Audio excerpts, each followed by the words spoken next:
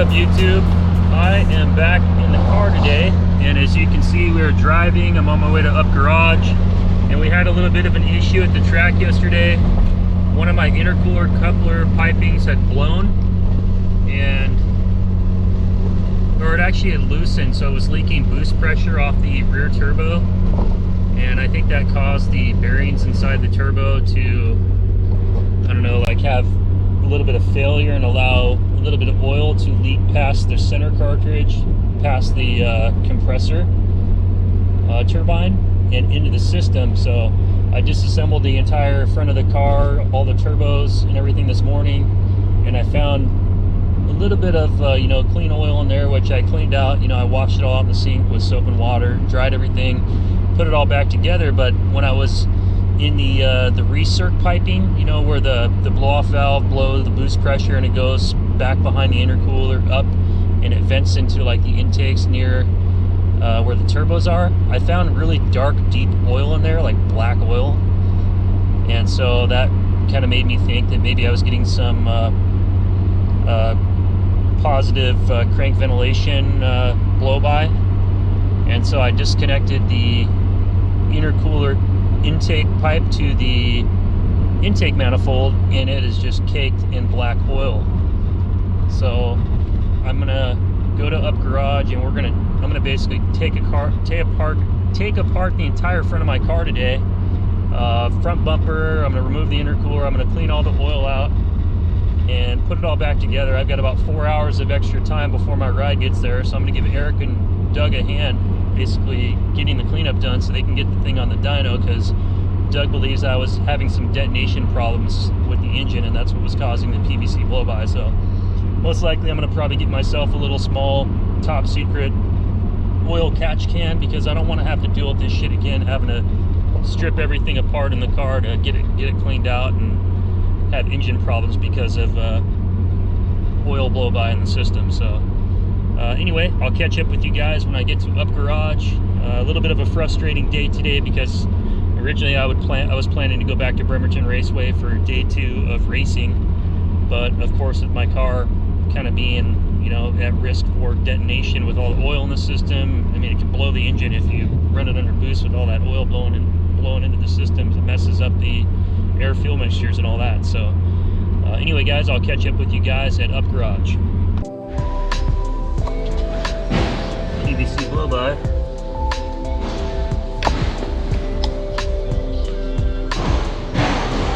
Got the front end of the car all disassembled.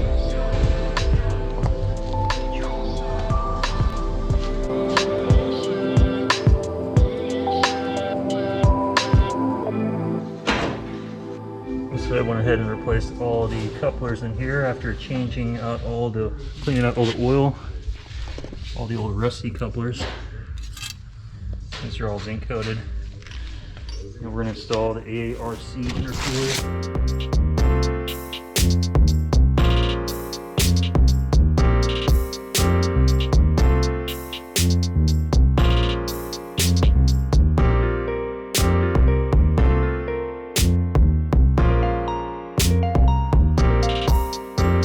So you can look at these castings, and this is where you can really tell the difference between HKS and ARC and how it stands apart versus like the Plasma Man. These castings, these are all really super expensive process that ARC does all in-house, and you can tell that this thing is all welded with precision, all by hand. And look at all the factory mounting brackets. It just fits right on the car like the stock OEM Calsonic did, even the mount underneath. This will work with the BCNR33 and the BNR34. It has the intake temp sensor. For the R32, you don't really need that. You can see your upper fasteners. It comes with little brackets for the R32. So you just put the little spacer in there, and then that will mount right up to the vehicle perfectly.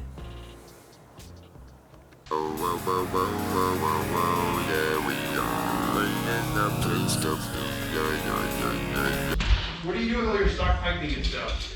I have it in my garage. I was going to sell it on eBay. You guys want it? Yeah. Yeah, I'll bring it in to you.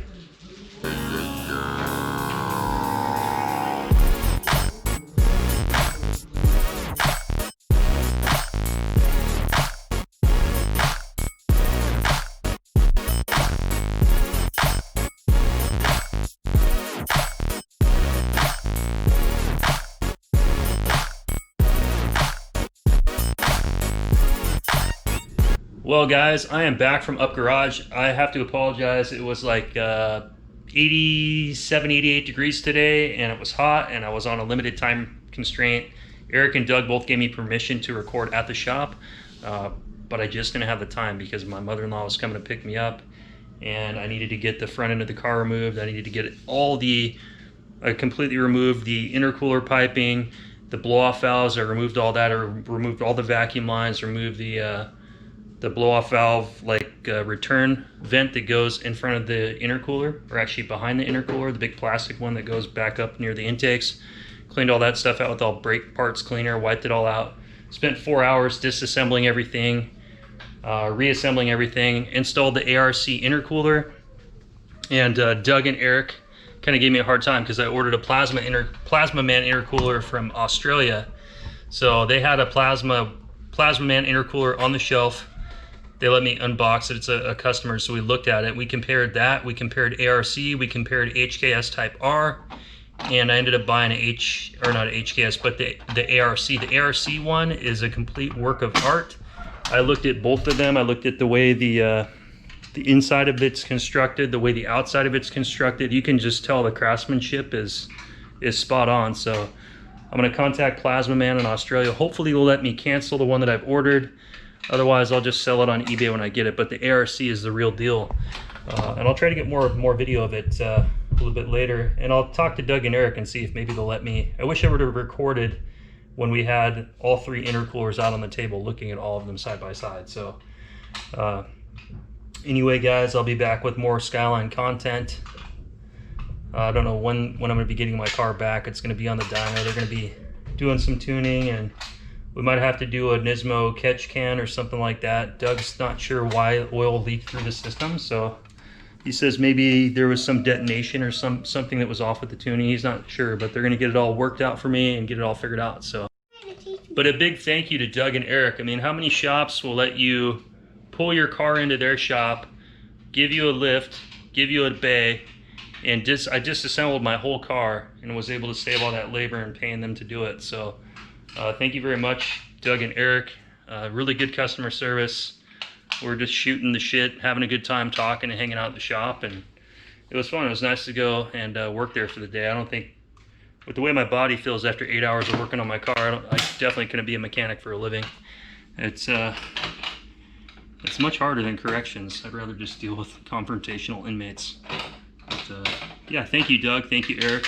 If you guys live locally, or if you live anywhere in the U.S., check out Up Garage. They're the real deal. Yeah, so this week it's going to be like 90 degrees, and it's going to be kind of hot to be doing dyno tuning. So Doug's plan of attack is probably to wait about a week. He's going to probably double check all my work, make sure all the hose clamps, everything are tight and look up to snuff to him. And then he's going to get the car plugged into the dyno. He's going to run all the data logs on the Link ECU, and he's going to kind of see what happened with the tune and then go from there. So you guys stay tuned. I'll let you know as soon as I hear what's going on from Doug, what's up with the car. So you guys wish me good luck, fingers crossed. Hopefully there's no issues.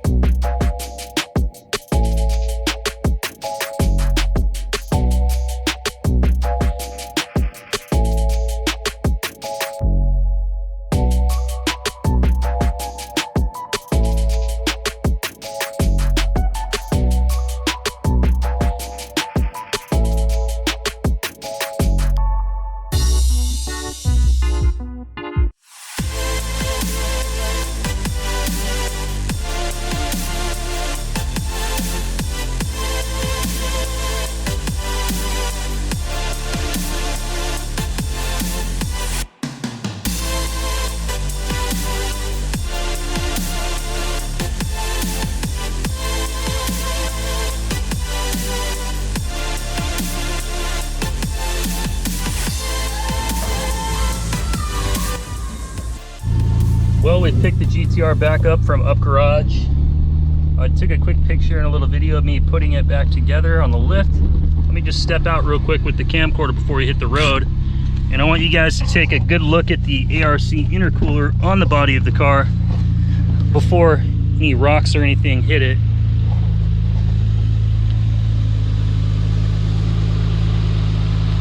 So that thing looks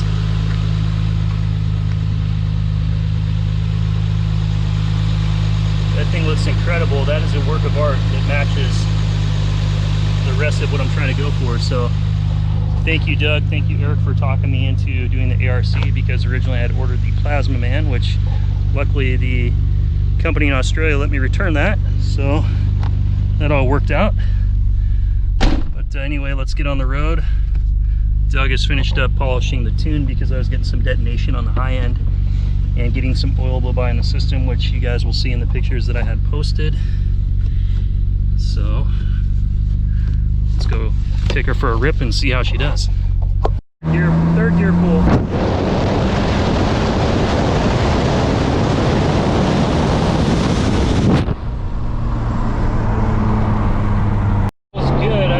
Doug has tuned the boost to come on a little bit softer and maybe a little bit differently to try to keep the engine harmonics a little bit more in tune. All the fire stuff. Highway 410 has been closed for the last week because this whole hillside was on fire. It's freaking crazy. Holy crap, look at that, man.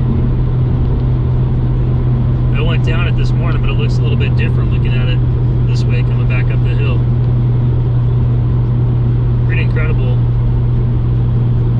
I'm glad that nobody was seriously hurt. Nobody died during the fires. I only know, I think, of one house that burned down in my city, so really unfortunate for that family, but it could have been worse. I hope you enjoyed the quick tour and the little troubleshooting and stuff that I did with my car with the oil blow by. I've got a NISMO oil catch can on order from Japan, so that'll be here pretty soon, hopefully within the next couple weeks. So when I put on the DR500 turbos, when I'm in there, it's the only catch can that actually recirculates the oil back through the oil return line from the turbo back into the oil pan. So I'm excited that it doesn't have to be drained, so maintenance free once the install is done. So, and I already popped this intercooler piping on the way home on this clamp, so I'm not sure if there's an issue with these new clamps that I've got because they keep popping off. So might have to put the HKS ones back on.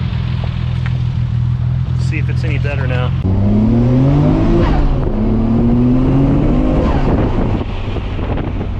She feels good. I just tightened down the hose clamp where I had a boost leak, and she's fun. Alright, so I do have my ARC intercooler installed, and you can see I've got the box for a secondary ARC control, or intercooler, which I do owe to Up Garage. So I bought this one from BlackHawk Japan. It was shipped to me via FedEx, and this thing got crushed during shipping. It's been nothing but a nightmare. I've been spending the last 2 weeks emailing back and forth trying to get BlackHawk Japan to communicate with FedEx and get me a replacement. And they are trying to, FedEx is saying they're not going to cover it, but I'll put some pictures up of the box.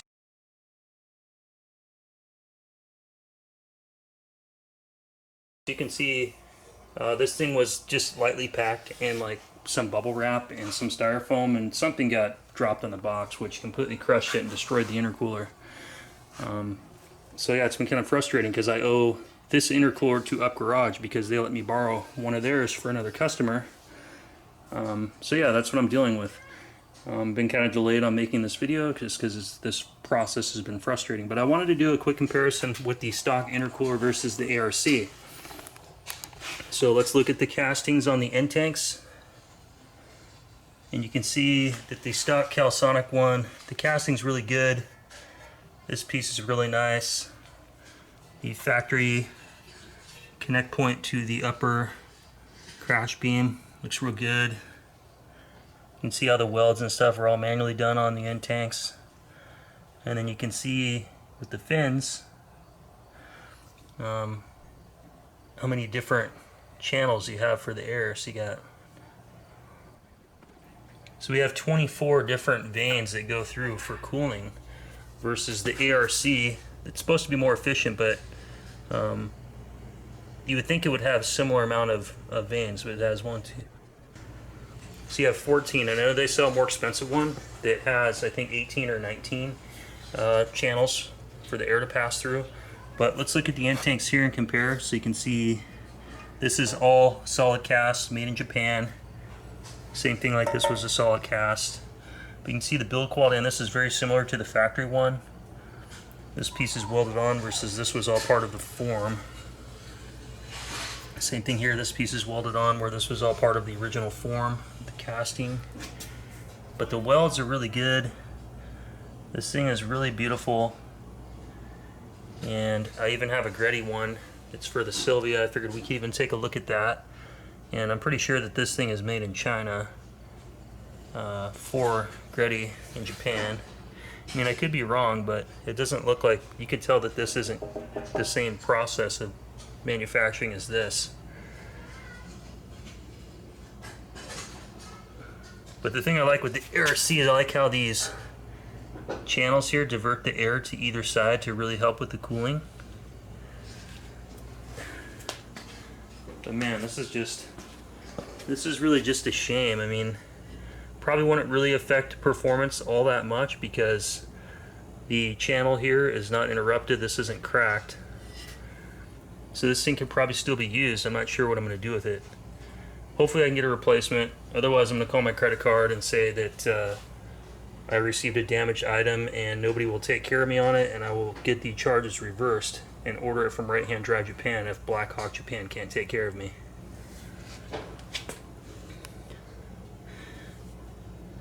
But yeah, you can see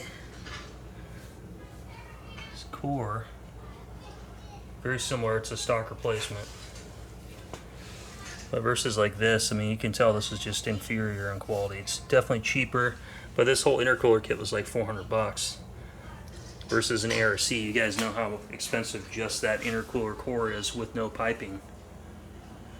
But I figured this would be a good comparison video. Hope you guys enjoy it. You can see the ARC also has a temp sensor for the intercooler air temp, and that's for the R33 and R34. The Calsonic stock one didn't have that for the R32. But I wanted to get a quick peek on the inside of these so you can kind of see how the air channels look. You can see the stock one's actually really nice. The way everything goes through there. Alright, the ARC one.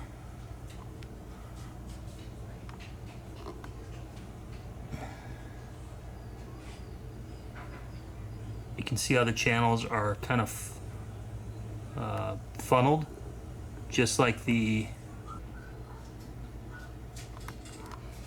so they're funneled just like the design of the front is. And then let's check the Greddy, just for giggles.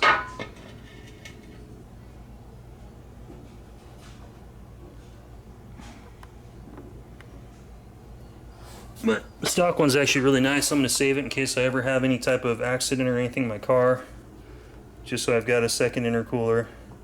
I'll probably hang this thing somewhere up on the wall just for fun to look at it.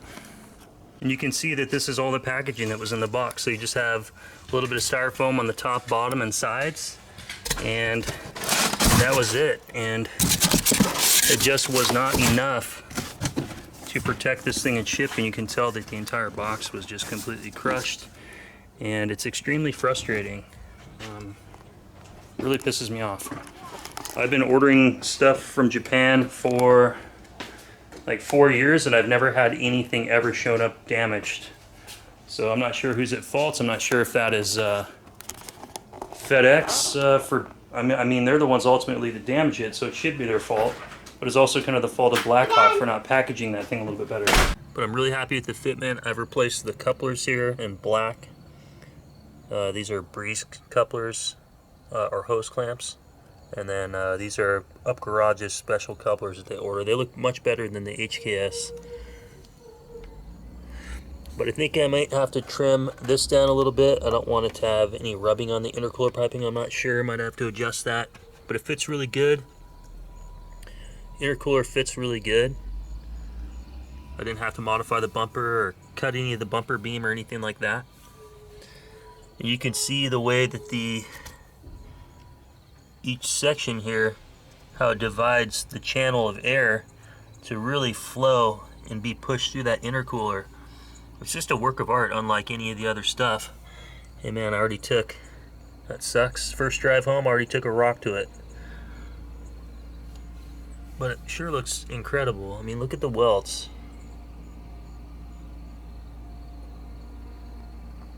All handmade in Japan. But I'm happy with it. definitely big thumbs up on it.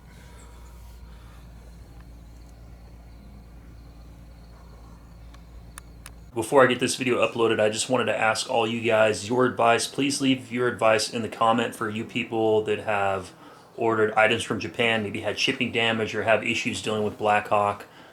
What should I do? Have you guys had this type of problem that you had to resolve it? I'm really stuck. It's been 2.5 weeks. I still have not found a resolution. And yeah, I've got a lot of money tied up into this, so it's a little frustrating.